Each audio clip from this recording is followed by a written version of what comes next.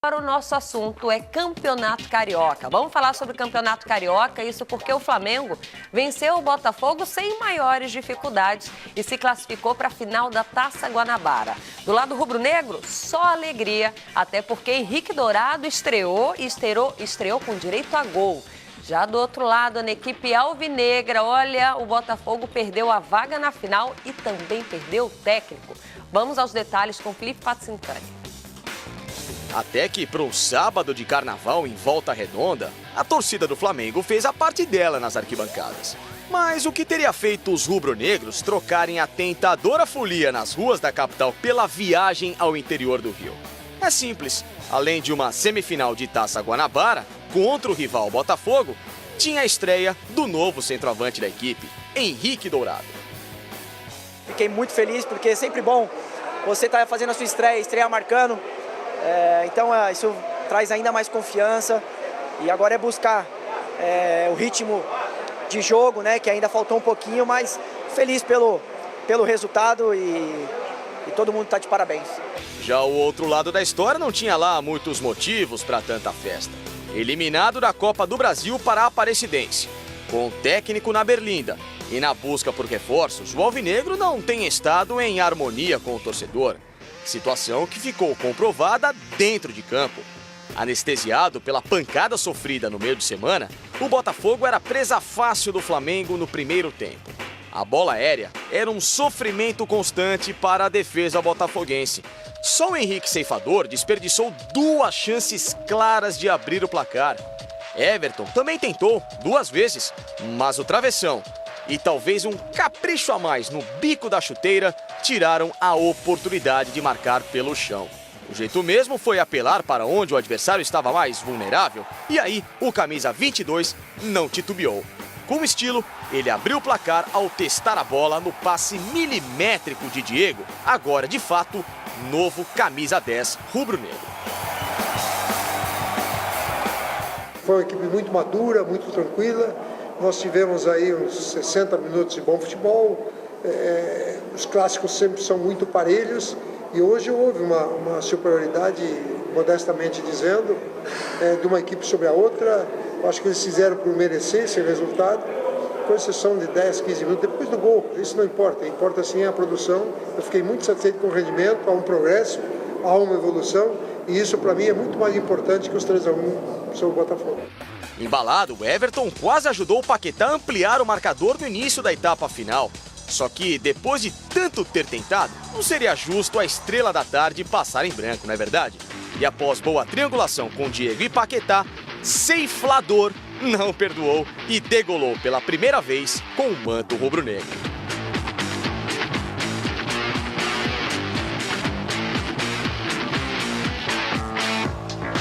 Quando tiver a oportunidade, eu tenho que estar pronto ali também para concluir e aos poucos adquirindo esse entrosamento, porque às vezes num olhar você já entende o seu companheiro e isso vai fluindo naturalmente para que nós possamos chegar no nosso em alto nível, continuar atuando em alto nível para que a gente possa conquistar os nossos objetivos dentro do ano. Com domínio total do resultado, com 15 minutos da etapa final, era natural que os gritos de olé ecoassem das arquibancadas. O problema é que no futebol nunca se pode cantar vitória antes da hora. E outro estreante do dia fez questão de dar um chacoalhão no jogo, Chiesa, que diminuiu para o fogão. 2-1. Só que se do banco alvinegro o camisa 19 veio para mudar o jogo, a retaguarda rubro-negra tinha Vinícius Júnior para retomar o ritmo flamenguista e acabar com qualquer esperança de reação do rival. Um golaço e com a assinatura de quem tem feito jus aos 45 milhões de euros. No final, Flamengo 3, Botafogo 1. E a oposta realidade entre os dois rivais ficou nítida ao longo dos 90 minutos. Enquanto o Flamengo usa o estadual para rodar o elenco que tem como grande foco a Libertadores em 2018, o Botafogo já sofre as consequências de um projeto, digamos, mais modesto. Eliminado na primeira fase da Copa do Brasil e do primeiro turno do estadual, o clube agora está sem treinador, já que depois de 7 jogos, Felipe Conceição foi demitido do comando do time. Ao longo da próxima semana, nós estaremos anunciando o nosso novo comandante. Infelizmente, as coisas não aconteceram. Disse a ele nesse momento que nós estaríamos conversando para que a gente tomasse a melhor decisão. Há uma série de variáveis que podem acontecer em relação ao Felipe, assim como ao seu auxiliar, mas a gente prefere decidi-la com calma ao longo da semana. A única decisão que nós temos é que ele não é mais o comandante da equipe principal. Aí o Botafogo tenta reparar o equívoco, né? Da escolha. E só que a escolha que já custou muito caro nesse início de ano. Principalmente a eliminação Bem precoce caro. na Copa do Brasil. Taça Guanabara, um ou outro ali, quem passasse, seria justificável a eliminação. Mas pesa para o Felipe justamente o Aparecidense, né? A conta do Aparecidense. E, Paulo Lima, olhando para o mercado, o Cuca já disse não. Quer dizer, o Botafogo tem suas limitações também econômicas e financeiras. Quem você enxerga aí com perfil para assumir essa equipe nesse momento? Olha, o nome que se fala muito é exatamente do Marcelo Oliveira. É um técnico que já teve passagem pelo futebol do Rio, né, e também identificado até certo ponto com a torcida do Botafogo. Mas o Marcelo é um nome cotado para assumir o comando do Botafogo. Outro nome, Jorginho, né? Foi muito cotado. Também bem badalado, né? O Jorginho, que também já fez bom trabalho pelo Vasco, por onde passou. Recentemente não teve um sucesso à altura do que representa a qualidade dele como técnico no Bahia, mas é um nome também em alta. O do Marcelo estava mais em evidência nas últimas horas, mas eu concordo com você. Eu acho que o Jorginho também é uma grande opção. E a questão toda, exatamente do Felipe, é a opção da escolha, né? O sucesso que teve o Jair, que hoje está exatamente no Santos, pela temporada do Botafogo, foi um sucesso agregado de muito tempo. O Felipe não, o Felipe veio de uma base muito rápida na equipe do Botafogo para assumir um time que já tinha uma responsabilidade muito grande, que era a Copa do Brasil. Tropeça na Copa do Brasil, eliminado que foi, fora de casa, depois de estar vencendo por 1-0, leva 2 gols e deixa a sequência do campeonato, pesa muito, e ainda mais quando o martelo que vem para dar aquela pancada final é exatamente o rival como o Flamengo numa semifinal da Taça Guanabara. Concordo com a diretoria do Botafogo, é hora de pensar, é hora de deixar o Felipe no Botafogo para amadurecer, para aprender, né, para criar um pouco mais de casca, mas não dá para também jogar toda a culpa em cima do técnico alvinegro, né? Tem que ver pela qualidade do elenco também, que até certo ponto, não é das melhores. O Felipe Conceição, ele foi anunciado como técnico do Botafogo no dia 23 de dezembro de 2017.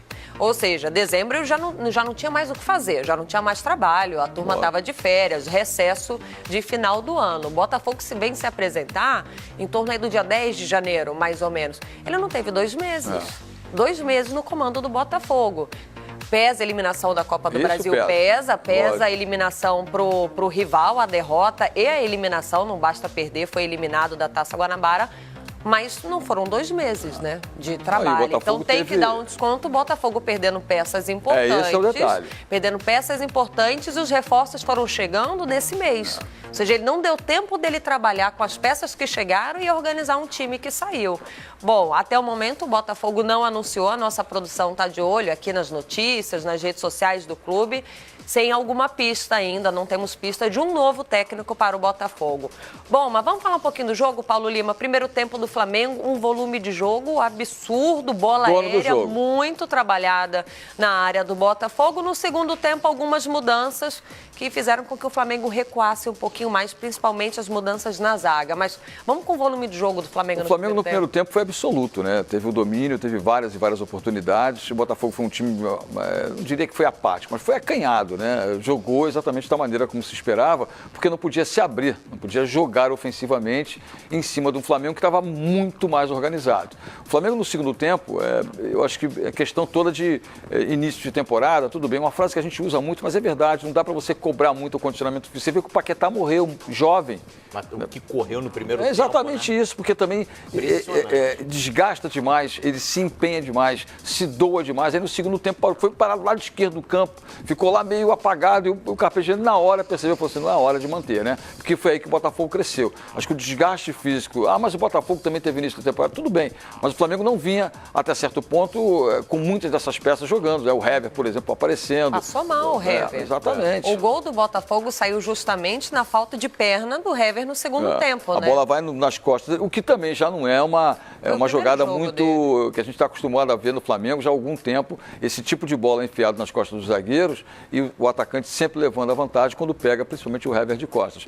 Mas o Flamengo teve autonomia, autoridade para sair do primeiro tempo com um placar muito maior. Né? E depois do segundo tempo, com a entrada do Chiesa, o gol que o Botafogo fez, o Botafogo partiu para cima, tentou e até certo ponto deu uma pressão mínima que seja no Flamengo, mas o moleque já tinha desencantado de uma certa maneira com jogada pelo lado esquerdo e o Vinícius fez um golaço, realmente, um belo gol. No Paquetá, me chamou muito a atenção, enquanto o Paquetá teve pernas, né, enquanto ele teve fôlego, o calor estava muito forte na região ali em Volta Redonda no sábado, mas a personalidade dele. Eu vejo uma outra postura já no Paquetá, que ele terminou o ano em alta, em 2017, talvez como o principal jogador do Flamengo, na decisão na Copa Sul-Americana.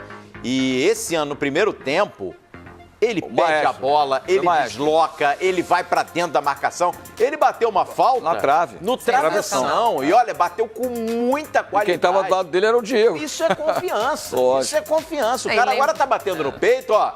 E eu agora não sou mais aposta, estou me consolidando como um dos caras. E ganhou prestígio com o Carpegiani. E tem já futebol, tem bola no pé. Olha, o Lucas Paquetá, nesse início de ano, é muito cedo ainda, mas pra mim já larga na frente aí como jogou mais bola do que o Diego, nesse elenco. E lembrando que faltou no segundo tempo, fora o calor, estava muito quente, o Everton depois do lance, o Everton não, o zagueiro Hever. Depois que o Botafogo fez o gol, ele saiu, passou mal, tudo. E o Paquetá, lembrando que nessa formação do Flamengo, que tinha Dourado na frente, Everton Ribeiro de um lado, o Everton do outro, ele foi pro meio de campo com o Diego. E ele estava sempre subindo na lateral para acompanhar o Dourado e os Everton. Então, assim, em algum momento ia cansar porque a subida era frequente. Agora, vamos falar do Everton? Que o Everton, a gente falava aqui na temporada passada, que mesmo depois da lesão, ele era o jogador mais regular do Flamengo. O motorzinho do Flamengo. E ontem o motorzinho esteve em campo, confirmando, né, que é uma peça, ontem não, né, gente, no sábado de carnaval, que é uma peça fundamental para esse Flamengo, principalmente ali na lateral. Já foram 255 jogos, Paulo Lima, do Everton com a camisa rubro-negra, 37 gols, 34 assistências, e desses 37 gols, 8 surgiram nos clássicos. Esse é o motorzinho rubro-negro. E sempre, né, um fator surpresa, né? Porque você vê que ele aparece de cabeça na área, né? Um jogador que não tem muita estatura, mas ele tem boa colocação, tem bom tempo de bola. Mas essa eficiência do Everton pelo lado esquerdo, né? Que não é um jogador que transmita para a torcida aquela energia de dizer assim, pô, esse cara vai desequilibrar hoje, mas ele está sempre fazendo aquilo que a torcida gosta, colocando a bola na rede, sendo eficiente na marcação, ajudando os companheiros. É um homem de ligação muito forte no meio-campo com o ataque, e se apostava muito, inclusive, e aí é uma coisa que talvez o Carpegiani invista para o futuro, jogá-lo na lateral esquerda. Mas aí você perde esse poder de fogo dele lá no ataque. Isso é uma opção que o Carpegiani já testou com o Vinícius Júnior jogando pelo lado esquerdo, que me agrada mais. Que me agrada mais é essa possibilidade. Mas aí você limita o Flamengo, tira o Everton desse setor ofensivo. E é um cara que cada vez mais pode se discutir até certo ponto o talento do Everton Ribeiro, do próprio Diego no meio-campo, do Lucas Paquetá, mas na composição do time, sempre o Flamengo tem a força ofensiva do Everton pelo lado esquerdo do campo. Boa. Agora, Calheiros, eu estava olhando aqui nas nossas redes sociais, me fugiu o nome do torcedor. Tem muita gente participando da hashtag Bom Dia Fox Segunda.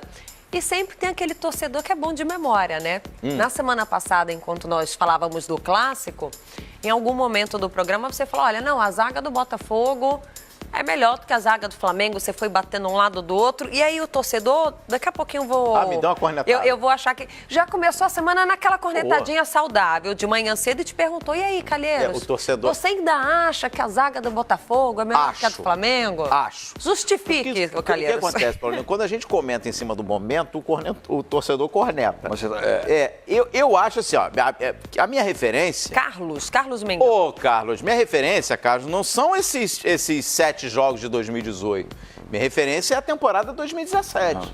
E eu acho que a defesa do Botafogo, com o Joel Carli e o Igor Rabelo, eles fizeram uma defesa mais sólida do que as duplas do Flamengo, que com exceção ao Juan, que terminou o ano muito bem, foi o mais regular do Flamengo, mas a gente lembra que o Juan fez todo um trabalho, né, especial. Já segue fazendo. Segue fazendo em 2018. Então o Juan não dá para botar nessa comparação direta com uma dupla que atuou praticamente durante todos os jogos do Botafogo. Então o Flamengo oscilou muito a sua defesa, trocou muito as peças. Então no pacote, no geral, o desempenho da dupla do Botafogo, Carli e Igor Rabelo, foi superior ao desempenho das duplas de zaga do Flamengo. Minha referência... Assim como comemoração provocativa também está valendo. Pois né? Vamos falar disso. Lembrando que ontem na zaga do Flamengo, o Juan, por conta de um pisão, ele saiu mais cedo do jogo e o Hever, no seu primeiro jogo, passou mal por conta do calor, não teve nem perna para acompanhar ali o gol do Botafogo. Público e renda lá no Raulino de Oliveira, lembrando que o jogo aconteceu em Volta Redonda. Paulo Lima, 5.460 pagantes, 6.955 presentes. E tá ali a renda, esse foi o público do Raulino de Oliveira. A gente inaceitável, né? Assim, não me surpreende tanto, porque nós passamos 2017 inteiro mostrando que não acontece em Volta Redonda. E o torcedor do Botafogo estava desmotivado também, né? Não foi, não compareceu. O que é o absurdo maior e o que a gente questiona, né? Porque o Maracanã no sábado teve uma noite lá de... Qualquer qualidade de música que tenha, que você goste, enfim, não estou aqui para fazer divulgação de qualquer tipo de coisa negativista do Maracanã.